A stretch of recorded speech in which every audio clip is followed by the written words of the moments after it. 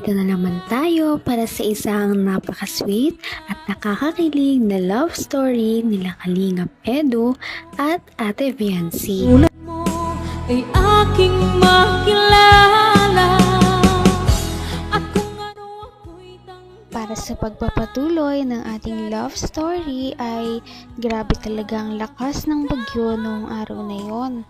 Kaya panigurado ay baha na naman sa bahay nila Ate Viancy. Ngunit kahit ganoon ay hindi niya pa rin nakakalimutan ang mga tao na gumagawa ng kanilang bahay na talagang nag-hard work kahit na malakas ang pag-ulan. Kaya binisita niya ang mga ito at nagdala pa ito ng mga pagkain para sa kanilang mga karpintero. At syempre, gusto niya rin naman makita ang kanyang ka-love team na si Kalingap Edu na noong araw na yon ay nandoon din para bisitahin ang bahay nila Ate Viancy.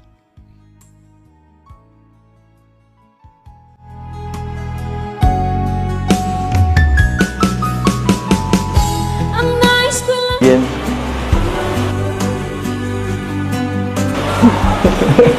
Busog ka.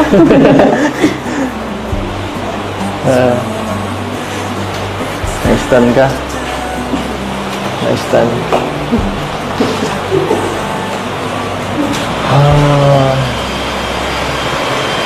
Ay. Pero baka nagtambo ka. Umuwi ako nun eh. Matampo sana po ako kung hindi ka nagpaalam. Siyempre. Nagpaalam ka baga naman po. Kaya okay lang. Tsaka lasing ka man. Hindi ako lasing.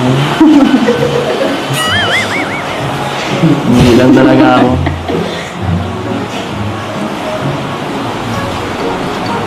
Siyempre. Makapagpanay sweet. Maumay ka agad, no? Pangit yung palaging sweet eh. Pangit yun.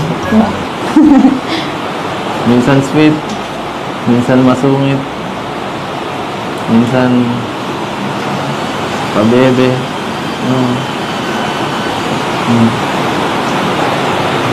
Minsan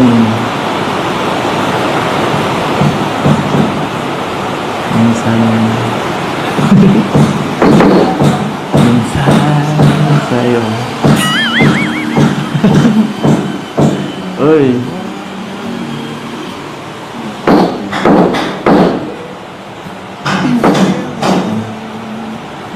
Ano? Thank you pala ulit. Doon. Saan? Kapaghatid ka gabi. Ha? Thank you. Para yun lang. Siyempre. Dapat. Kahit bagyo ay hindi talaga ito alintana sa kanilang love team at talagang makikita natin kung gaano sila kasaya na magkasama kahit na malakas ang bagyo. Nag-uusap lamang sila ngunit kontento na sila sa oras na mayroon sila ngayon dahil minsan na lamang sila magkita dahil nga may pasok na rin si Ate Viancy at busy. At palagi.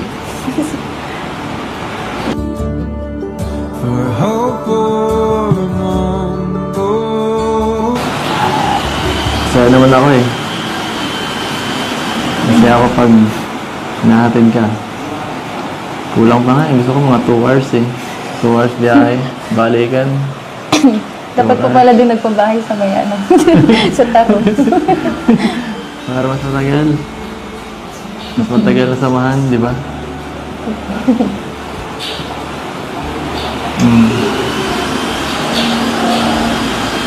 Hambang buhay na akong driver na yun. Hindi sa drive. Sabi mo, boss ako. Pero ikaw naman nasusunod eh.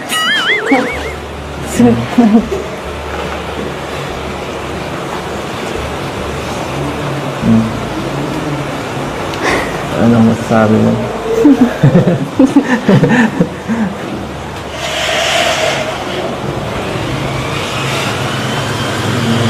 Ay. Ganda naman dito sa kwarto niyo, no? Nakaka-relax dito. Siguro lalo na pag natapos na to, sobrang ganda nito pag may ano, kompleto na lahat. Hindi po, siguro. Ang ganda na nga Gusto po. ko Hindi tumambay natapos. dyan. Gusto ko tumambay dyan. Ang ganda.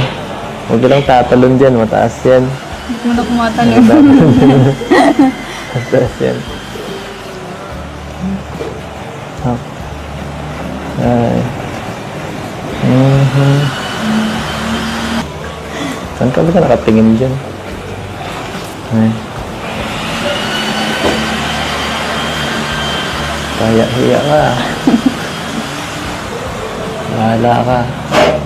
Marami din ang excited sa paglipat nila Ate Biancy dahil kung makakalipat siya, ibig sabihin ay mas malapit na siya sa bahay nila Kalingap Edu. Kapag nangyari yon ay lagi na siyang mahahatid sundo at malagi na silang magkakasamang dalawa. Kaya excited na si Kalingap Edu na magawa ang bahay. Kita mahal.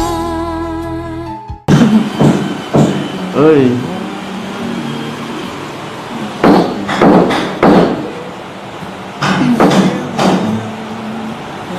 Ano? Thank you pala ulit. Doon. Ah, saan? Napaghatid ka gabi. Ha? Thank you. Para yun lang? Siyempre. Dapat base ano na yun, parang given na yun. Hindi ka na kailangan magpasalamat palagi.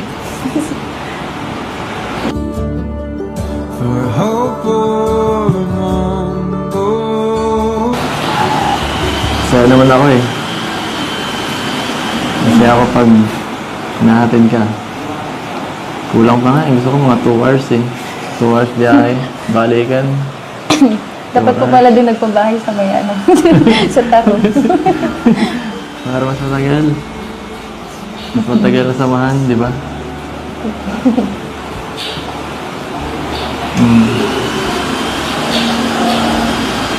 Hambang buhay na akong driver ngayon.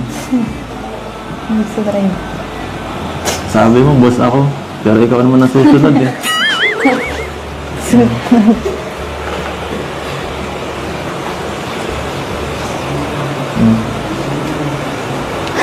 Ano masasabi mo?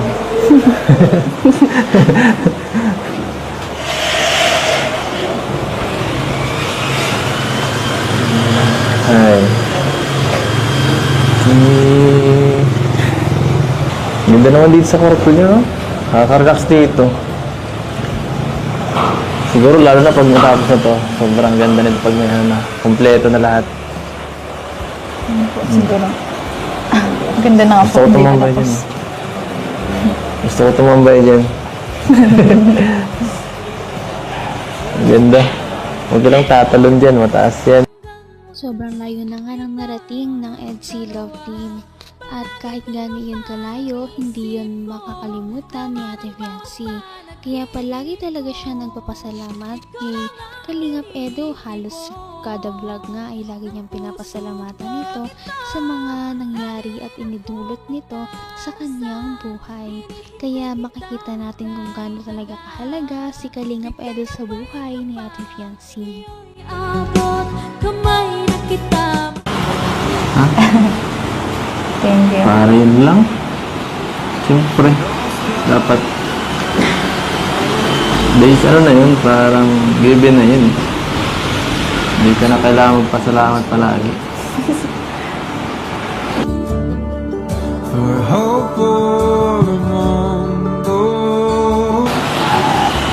Saya naman ako eh. Kasi ako pag natin ka. Kulang pa nga eh. Gusto ko mga 2 hours eh. 2 hours biyahe. Balikan. Dapat po pala din nagpabahay sa may ano. Sa Taro. Para mas matagal. Mas matagal na samahan, di ba?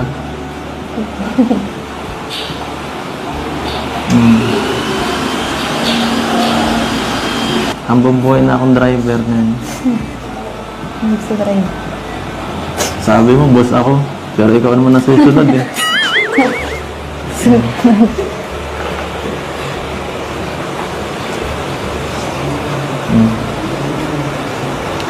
Ano masasabi mo?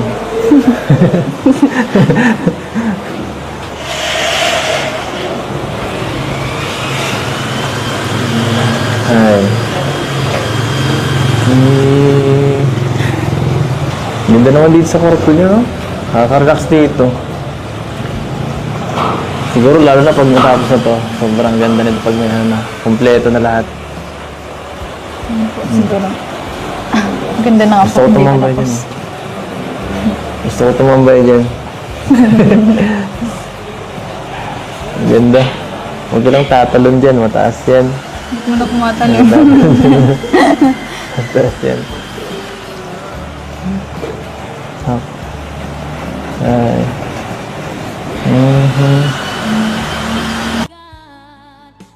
Maganda talagang lahat sa nalalapit na paglipat ng bahay ni Ate Fiancé. Kaya pag nangyari ito, mas marami na rin silang time sa isa't isa para makapag-date kahit may cameraman o wala. At yan ang ating naabangan sa mga susunod pa nating mga video. Abangan pa natin ang mga kilig moments nila. Napaka-sweet talaga nila at napakabait ng tambalang ito kaya maraming sumusuporta. Kaya naman sana ipatuloy natin silang suportahan at mahalin si Fiancé, si Kalingap Edu at ang Kalingap team. Yan lamang at maraming salamat sa panonood. Abangan natin kung magkakatuluyan ba talaga si Kalingap Edu at Fiancé. Hanggang sa muli! Bye! Ngayon'y abot